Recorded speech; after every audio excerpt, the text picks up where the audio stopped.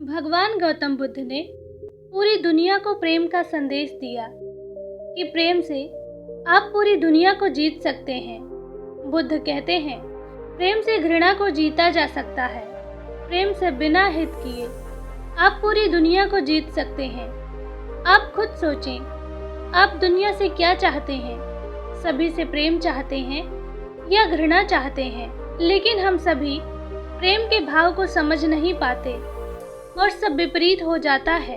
इच्छा से प्रेम उत्पन्न होता है, अज्ञानता से वही प्रेम वासना और घृणा में बदल जाता है।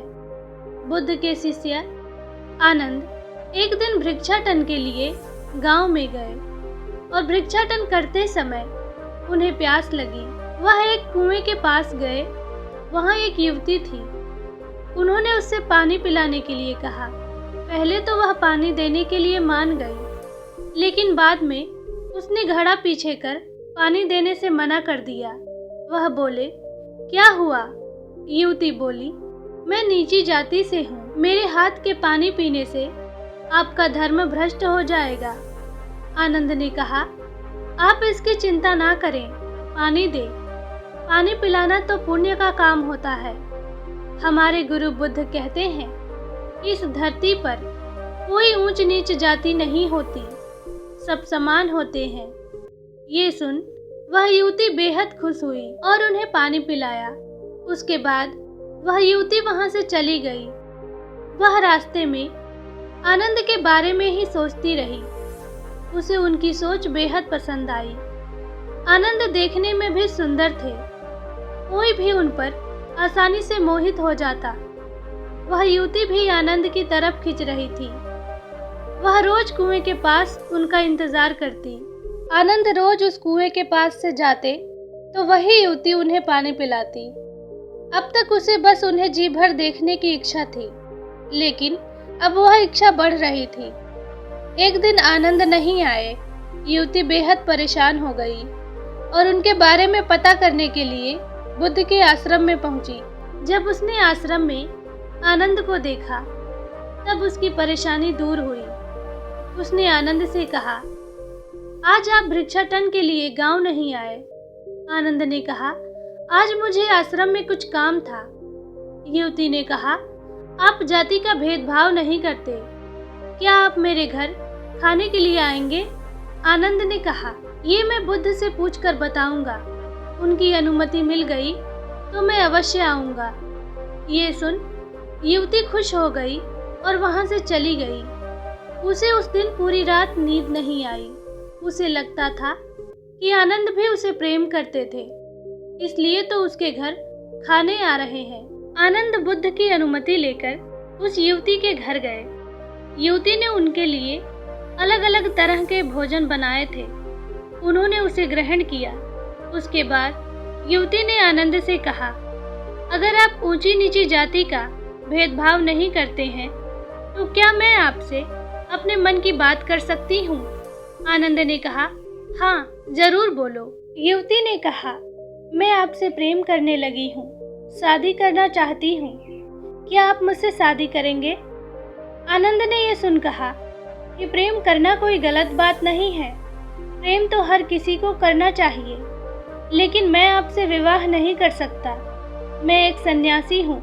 मेरे जीवन का लक्ष्य विवाह करना नहीं है। मैं केवल बुद्ध की सेवा करना चाहता हूँ। युवती ने कहा, मैं आपको बुद्ध की सेवा करने से नहीं रोकूंगी, बल्कि आपके साथ उनकी सेवा करूंगी। आनंद ने कहा, जो तुम सोच रही हो वो नहीं हो सकता। और यह कहकर वह वहां से उठ चले गए। अब यह प्रेम युवती के लिए पीड़ा का कारण बन गया। वह हर कीमत पर आनंद को पाना चाहती थी। जब यह बात युवती की माँ को पता चली तो उसने उसको वहां से बाहर निकालने के लिए एक उपाय सोचा। उसने अपनी बेटी से कहा, तुम अपनी माँ पर भरोसा रखो, आनंद तुम्हारा ही होगा। तुम उसे फिर से खाने पर बुलाओ। मैं उसके खाने में बेहोशी की दवा मिला दूंगी। उसके बाद तुम उससे गंधर्व विवाह कर लेना। युवती ने कहा, क्या यह सही है? उसकी माँ ने कहा, प्रेम में सही और गलत नहीं होता। अगले दिन युवती फिर आनंद से मिलने गई और कहा, क्या आप मुझसे नाराज हैं? आनंद ने कहा, नहीं, मैं किसी से नाराज नहीं होता और आपने ऐसा कुछ किया ही नहीं कि मैं आपसे नाराज रहूं। युवती ने कहा, ठीक है, तो क्या फिर से दोबारा आप मेरे घर भोजन के लिए आएंगे? आनंद ने कहा, मैं बुद्ध से अनुमति लेकर अवश्य आऊंगा। अगले दिन आनंद युवती के यहाँ भोजन पर गए। उसने तरह तरह के भोजन आनंद को परोसे। उसमें से एक में बेहोशी की दवा मिलाई हुई थी। आनंद उसे खाते ही बेहोश हो गए। युवती की माता ने कहा, जाओ, अब तुम गंधर्व विवाह कर लो। युवती ने कहा, मुझे ये ठीक नहीं लग रहा।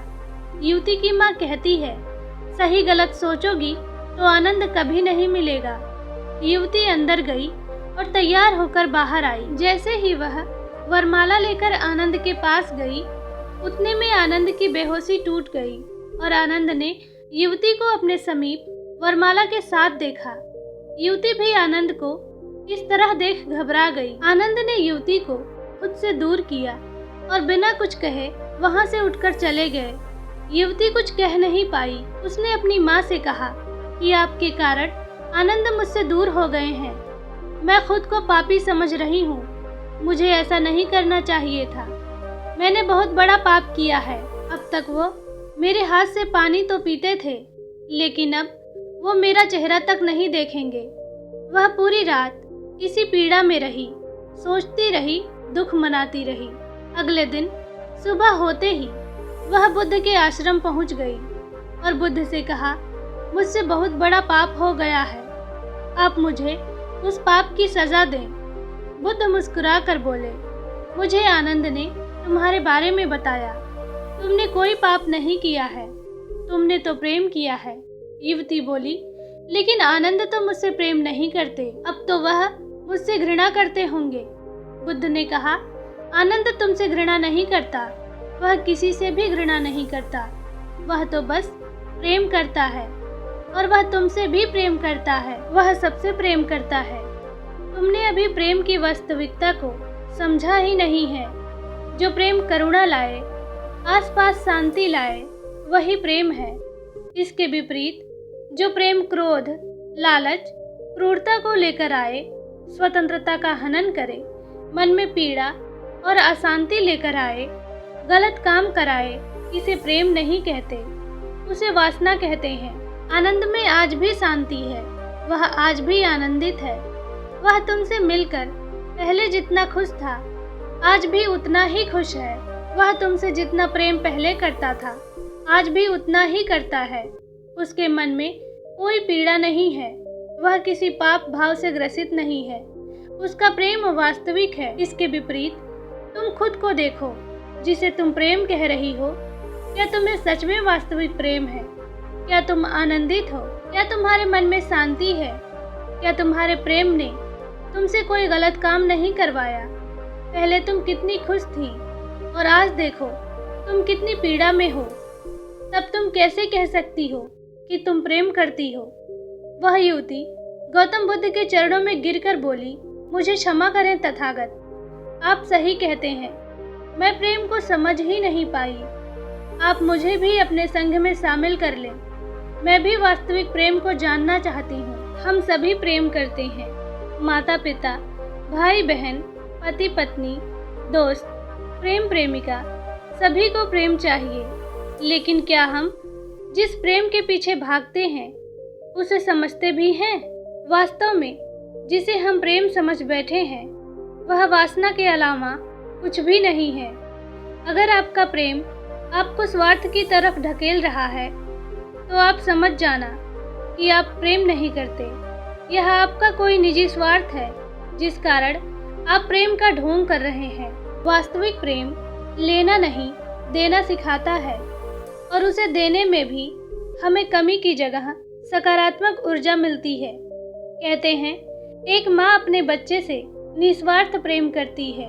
वह अपने बच्चों के लिए सब दुख सहकर हंसते हुए जीवन निकाल देती है, लेकिन उन्हें तकलीफ नहीं होने देती। लेकिन वही माँ क्या दूसरे के बच्चों को भी वही प्रेम दे सकती है? अगर हाँ, तो वही वास्तविक निस्वार्थ प्रेम है, और अगर नहीं तो वह भी लालच से जुड़ा हुआ है। उसे वास्तविक प्रेम नहीं कह सकते। वास्तविक जागृति से पूर्ण प्रेम में लालच, स्वार्थ, वासना के लिए कोई जगह नहीं होती। दोस्तों, आपको ये कहानी कैसी लगी कमेंट करके ज़रूर बताएं।